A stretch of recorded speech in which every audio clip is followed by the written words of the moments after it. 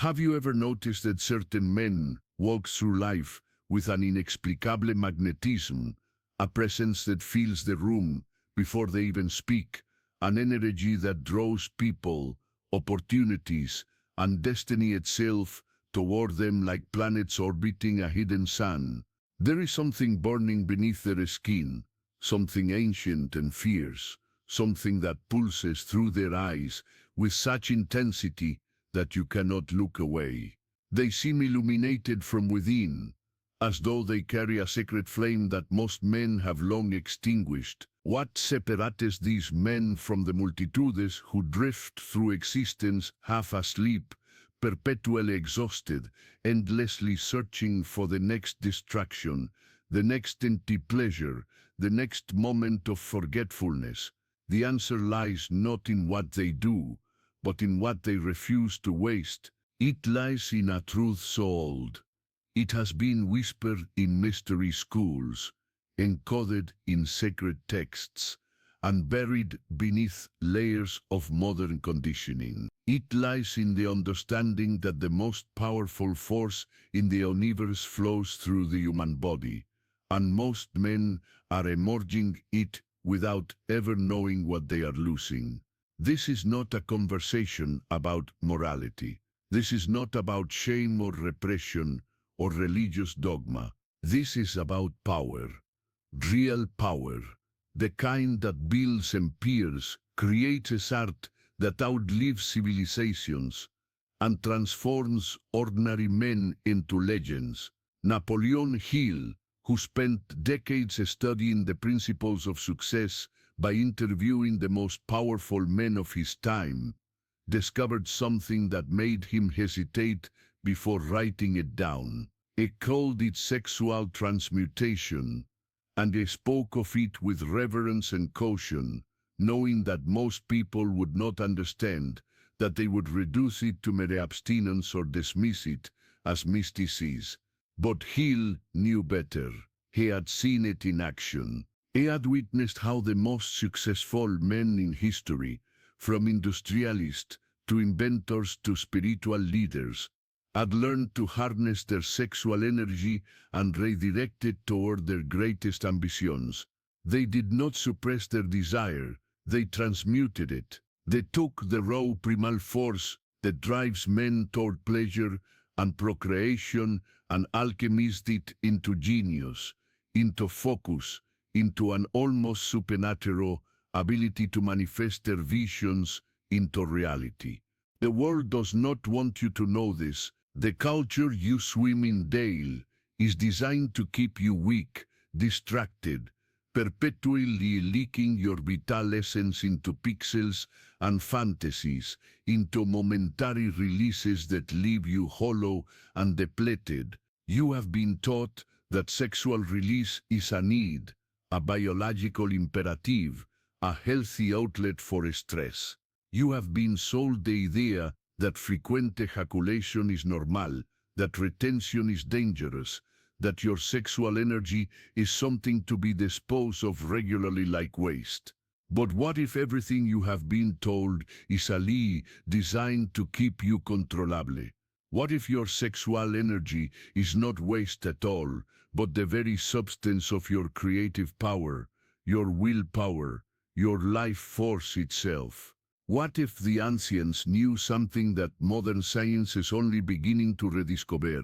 That semen contains not just biological material, but concentrated vitality, condensed potential, liquid light.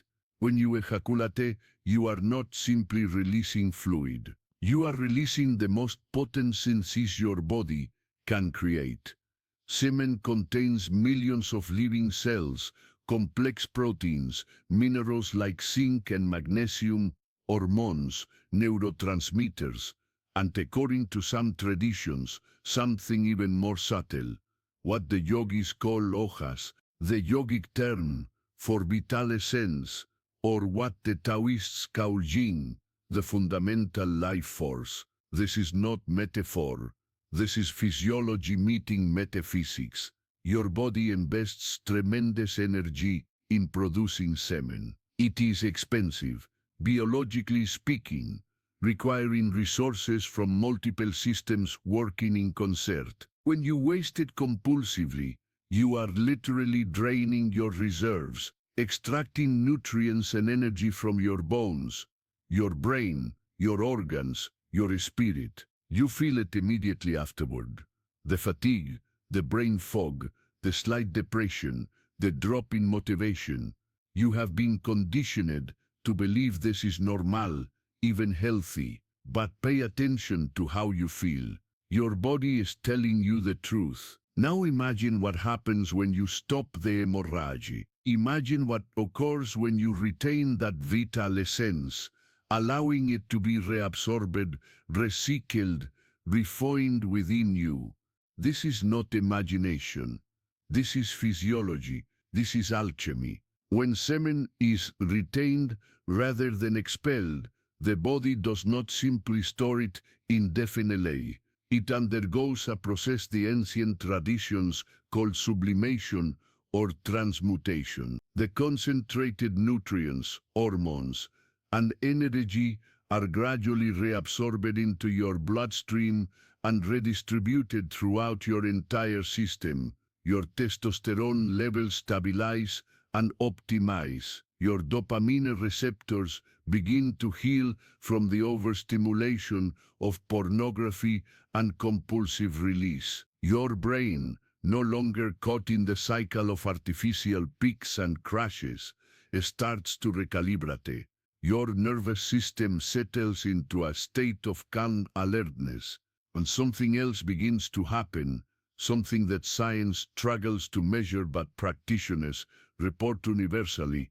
You begin to glow. This is not poetic exaggeration. Men who practice retention consistently report a phenomenon they describe as increased magnetism, presence, or charisma.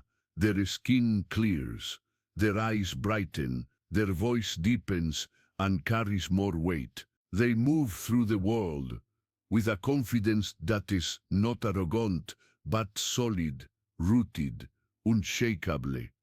People notice them. Opportunities appear. Synchronicities multiply.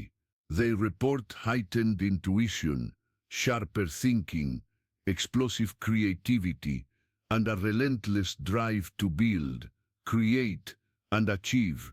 This is the light you see in them. It is not metaphorical. It is the visible manifestation of conserved energy, of life force no longer dissipated but concentrated, amplified, radiating outward. They have stopped leaking power, and the power has nowhere to go but up and out, transforming their entire presence. Napoleon Hill observed that the most successful men studied had one thing in common. They had discovered how to channel their sexual energy into their work. They were not celibate monks, necessarily, but they were deliberate and conscious about their sexual expression. They understood that every time they released, they were spending currency they could not afford to waste. They learned to feel the rising energy and redirect it. When desire surged, they did not reach for distraction or immediate gratification. They channeled that surge into their projects, into their art, into their businesses, into their training. They felt the fire and used it to forge rather than to burn. This is the secret encoded in every great spiritual tradition, hidden in plain sight, because the profane would abuse it and the wise would recognize it. The warrior conserves his seed before battle. The artist abstains during creation. The mystic transforms sexual energy into spiritual illumination. They all understand the same fundamental truth. Sexual energy is not a burden to be relieved, but full to be harnessed. But let us be clear about what we are not saying. This is not about demonizing sex. This is not about guilt or shame or the idea that pleasure is sinful. The body is not evil. The seer is not a curse. You are a biological organism with natural drives, and there is nothing inherently wrong with sexual expression. The question is not whether you should ever release, but whether you are in control or being controlled. Are you engaging in conscious, connected sexuality with a partner you love as an expression of intimacy and life-giving energy? Or are you enslaved to a screen, to fantasy, to the compulsive need to escape your own discomfort through momentary pleasure that leaves you more uncomfortable than before? Are you using your sexual energy, or is it using you? This is the distinction that matters. The man who retains is not repressing, he is refining, he is not avoiding desire, he is transforming it. He says the raw impulse is rising and recognizes it for what it truly is, a message from the depths, a surge of creative potential seeking expression. Every impulse contains information. When sexual desire arises unbidden, it is not simply your body demanding release. It is energy moving through you, looking for an outlet. In the unconscious man, this energy finds the path of least resistance, ejaculation, usually through masturbation to pornography, a quick hit of dopamine that temporarily satisfies but solves nothing. In the conscious man, this energy becomes fuel. It feels the desire, and instead of immediately acting on it, it pauses, it breathes, it asks what this energy is truly seeking, often beneath the surface level urge for sexual release. There is a deeper need, the need to create something meaningful, to express something powerful, to connect with something greater than himself. The sexual urge is the body's way of saying you have excess energy, creative potential, waiting to be channeled. The question is where you will direct it. Will you spend it on pixels and fantasy, or will you invest it in building the life you actually want? This is where the inner work begins. Most men are not simply struggling with sexual desire. They are struggling with what desire represents. They are running from boredom, from loneliness, from fear, from the discomfort of facing themselves. The compulsion to masturbate is rarely about the body's need. It is about the mind's need to escape.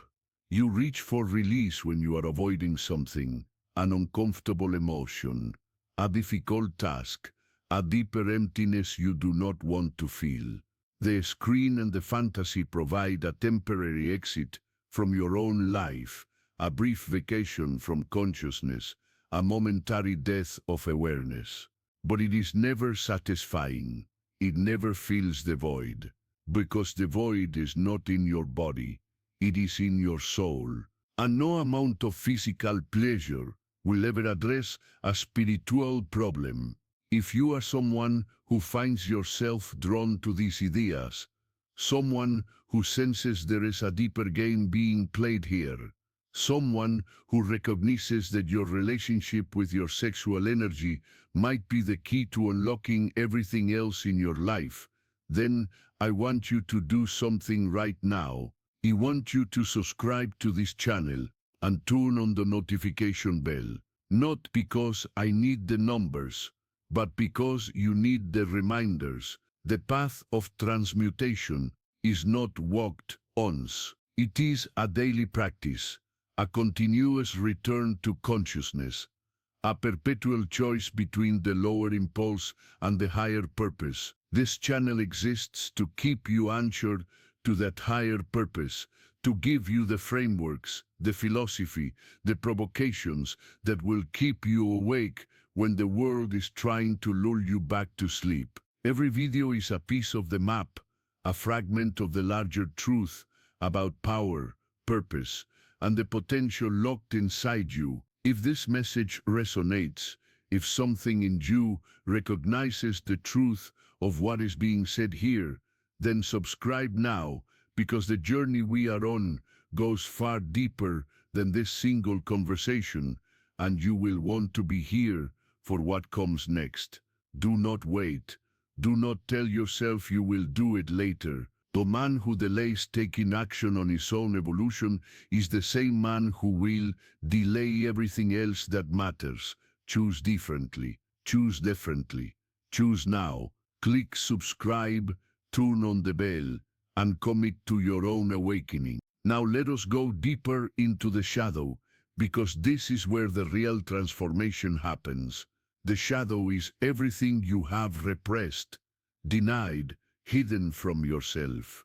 It is the part of you that feels ashamed of your desires, that hates yourself for your compulsions, that judges your weakness while simultaneously indulging it. The shadow is where your sexual energy gets twisted into something dark and compulsive because you have never brought it into the light of consciousness. Most men are not aware that their relationship with pornography and masturbation is not about sexuality at all. It is about control. It is about power. When you feel powerless in your life, when you feel invisible, unsuccessful, unworthy, unable to create what you want, you retreat into the one domain where you can feel powerful, the realm of fantasy, where you control the narrative, where you are the chooser, where you are desired without having to earn it, where you experience conquest without risk. But it is a false power. It is a simulation. And every time you indulge it, you reinforce the neural pathways that keep you stuck in the loop. The warrior path is different. The warrior does not deny his shadow. He faces it. He looks directly at the compulsion and asks, what is this really about? What am I avoiding? What am I afraid to feel? What part of me is so wounded that I need this escape? This is uncomfortable work. This is the descent into the underworld, the confrontation with the parts of yourself you would rather not acknowledge. But this is also where freedom lives, because you cannot transform what you will not face. You cannot integrate what you keep hidden. The energy trapped in compulsion can only be liberated when you bring consciousness to it, when you stop fighting yourself and start understanding yourself, when you move from judgment to curiosity. Why do I reach for this? What does it give me? What am I truly hungry for? These questions, asked honestly, begin to dissolve the compulsion's power over you. The ancient mystery schools taught that sexual energy is the prima materia, the raw material of transformation. In alchemy, the base metal must pass through fire to become gold. You are the base metal. You're unconscious. Compulsive sexuality is the lead.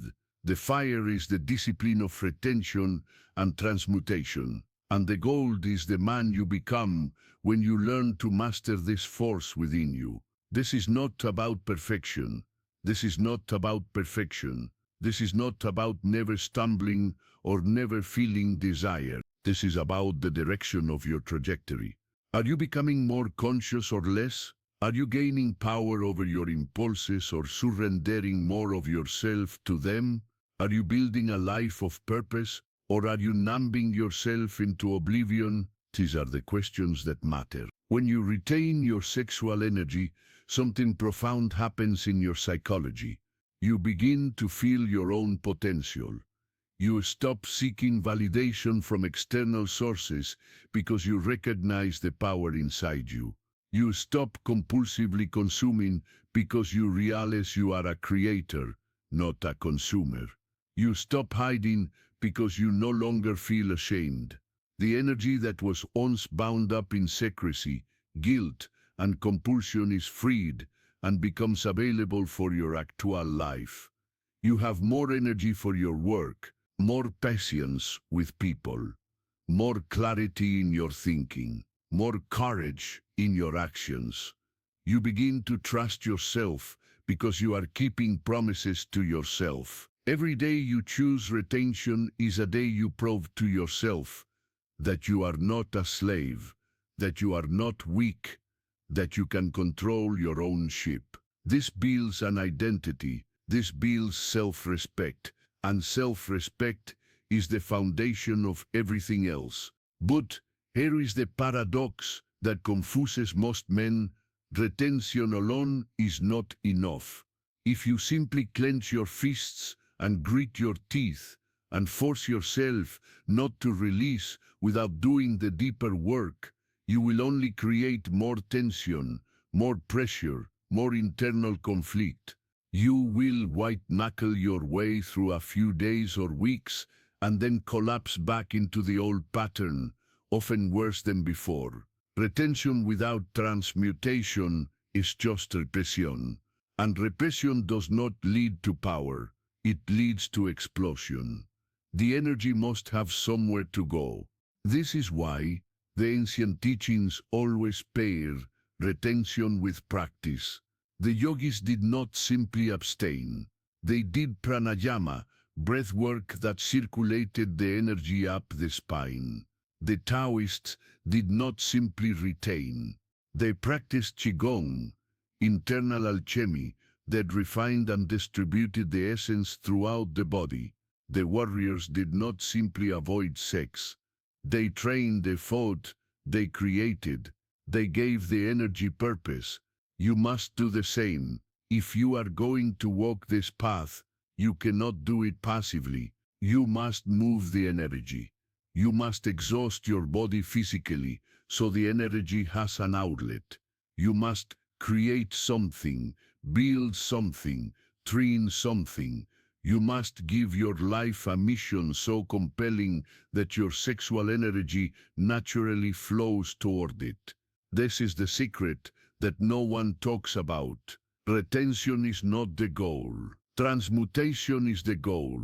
And transmutation requires direction. It requires purpose. It requires something worth living, for that is bigger than your own comfort. When you have that, when you have a vision that consumes you, when you have a purpose that demands everything you have, then retention becomes natural. Not easy, but natural, because you are not fighting desire.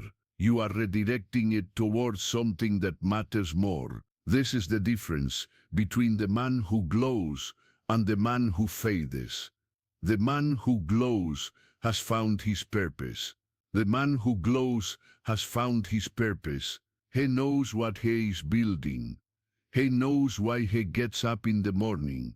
He has something worth conserving his energy for. The man who fades is still searching for meaning in pleasure, still hoping that the next release will finally satisfy, still waiting for life to give him a reason to be powerful. But life does not work that way. Life responds to power. Life responds to conviction. Life responds to the man who decides what he wants and refuses to betray himself in the pursuit of it. You do not find your purpose and then become powerful. You become powerful and your purpose reveals itself. Power is the prerequisite, and power begins with mastery over yourself. There is a moment in every man's journey when he realizes he has been living backwards. He has been giving away his power while wondering why he feels powerless. He has been seeking happiness in escape while wondering why he feels empty. He has been waiting for permission to become who he is meant to be while the years slip by. This moment of recognition is both devastating and liberating. Devastating because you see how much time you have lost, how much potential you have wasted. Liberating because now you know, now you can choose differently. Now you can stop sleepwalking and start living with intention. This is the threshold. This is the point of no return. You can go back to unconsciousness, back to the comfort of the familiar pattern, back to the slow death of distraction. Or you can step through the fire and become something new. The men you admire, the men who seem to have that inexplicable light, have all passed through this fire. They have all faced themselves and chosen the harder path. They have all felt the pull of immediate gratification and said, no, in service of something greater. They have all learned to sit with discomfort, to befriend their desire, to transform their impulses into inspiration. They are not special. They are not genetically superior. They simply made a different choice. They chose power over pleasure. They chose purpose over comfort. They chose to become rather than to remain. And the universe rewards the choice with presence, with magnetism, with the kind of energy that changes rooms and opens doors and attracts everything a man could want. Not because of magic, but because of physics, because energy conserved is energy amplified, because frequency matters, because the man who vibrates at a higher level naturally attracts higher level experiences. This is not mysticism. This is mechanics. Your body is an energy system. Your nervous system, your endocrine system, your brain, they all function based on electrochemical signals, frequencies, vibrations. When you are constantly depleting yourself through compulsive release, you are operating at a low frequency, a survival frequency, a scarcity frequency. Your body thinks it needs to reproduce before it dies. Your nervous system is stuck in stress. Your brain is hijacked by dopamine crashes. You are not thinking clearly. You are not creating powerfully. You are simply reacting, surviving, getting through the day. But when you retain, when you allow your systems to recalibrate, when you give your body the message that survival is not the issue, that you are here for something more than reproduction, everything shifts. Your frequency rises. Your testosterone stabilizes. Your dopamine receptors heal. Your prefrontal cortex comes back online. You start making better decisions. You start seeing opportunities you were blind to before. You start attracting different people, different circumstances, different outcomes. This is not magic. This is coherence. This is coherence. This is alignment. This is what happens when you stop working against yourself and start working with the forces that govern your biology and your destiny. The ancient traditions understood this in symbolic language. They spoke of Kundalini, the serpent energy, coiled at the base of the spine, rising through the chakras toward enlightenment. They spoke of the philosopher's stone, the agent of transformation that turns lead into gold. They spoke of the Holy Grail, the sacred container that holds the elixir of immortality. These are not fairy tales. These are encoded instructions for sexual transmutation, hidden in symbol, so that only those ready to understand would recognize them. The serpent is your sexual energy. The spine is the channel through which it rises. The chakras are the energy centers it activates and purifies as it ascends. Enlightenment is not a religious concept. It is the natural resilience concept. It is the natural result of raising your energy from the base survival level to the highest creative and spiritual levels. The philosopher's stone is the disciplined will that transforms raw impulse into refined power. The Holy Grail is your own body, the container in which the sacred alchemy takes place. And the elixir of immortality is not literal eternal life, but the vitality, the presence, the timeless quality that emanates from a man who has mastered his essence. You have been given a gift and a curse. The gift is the most powerful force in the human experience, the creative energy that can build empires or destroy them, that can create life or waste it, that can illuminate or incinerate. The curse is that you have been given this power with no instruction manual, no guidance, no warning about how dangerous it is when misunderstood and how transformative it is when wielded consciously. You are a warrior holding a sword you never learned to use, swinging it wildly in the dark, wondering why you keep cutting yourself. But now you know. Now you have the map.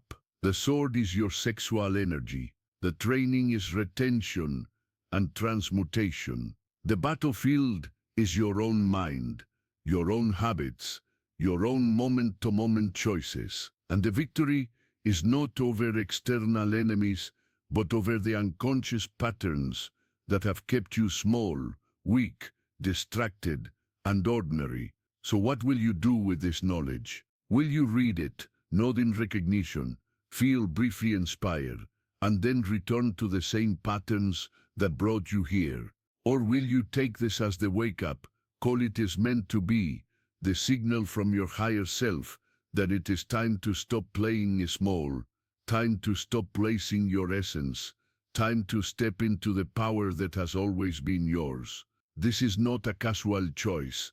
This is a threshold moment. On one side is the familiar prison of compulsion, comfort, and a slow decline. On the other side is the unknown territory of discipline, discomfort, and accelerated growth. Most men stay in the prison because at least it is familiar. But you are not most men. If you were, you would not be here. You would not have read this far. You would not feel the resonance of these words in your body. Something in you knows this is true. Something in you recognizes the path. Something in you is ready. The light you see in those men, the magnetic presence, the unshakable confidence, the creative fire, the relentless drive, it is not something they were born with. It is something they were born with. It is something they cultivated by learning to master the one force most men never even think about. They stopped hemorrhaging their power. They stopped giving away their essence. They stopped living at the mercy of their impulses. And they discovered what every great spiritual tradition, every ancient warrior culture, every sacred society has always known, that the man who masters his sexual energy masters his life.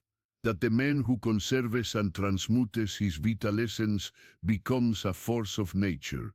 That the man who stops wasting becomes the man who creates, commands, and conquers not the world, but himself.